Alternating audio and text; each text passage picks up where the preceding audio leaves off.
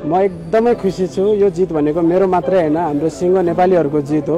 यो राष्ट्रिय खेलकुद परिषदको जित हो, यो नेपाल कुस्ती संघको जित हो।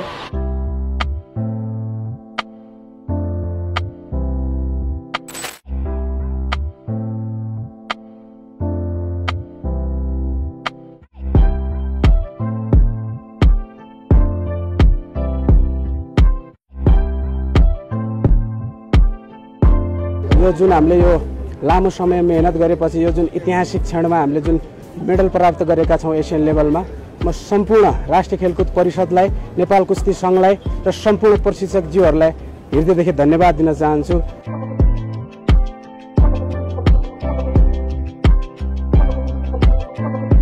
यो मेरो लागि, नेपालको लागि धेरै ठुलो कुरा हो, गर्वको कुरा हो। लामै समयपछि यो हाम्रो मेडल आएको छ कुस्तीमा।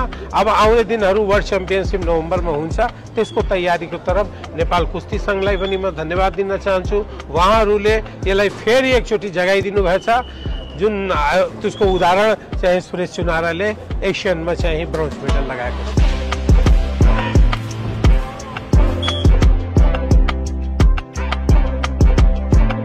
नेपाली खेलाडीहरू अन्तर्राष्ट्रिय जगतमा मेडल प्राप्तका निम्ति काबिल छन् भन्ने कुरा स्थापित भएको छ।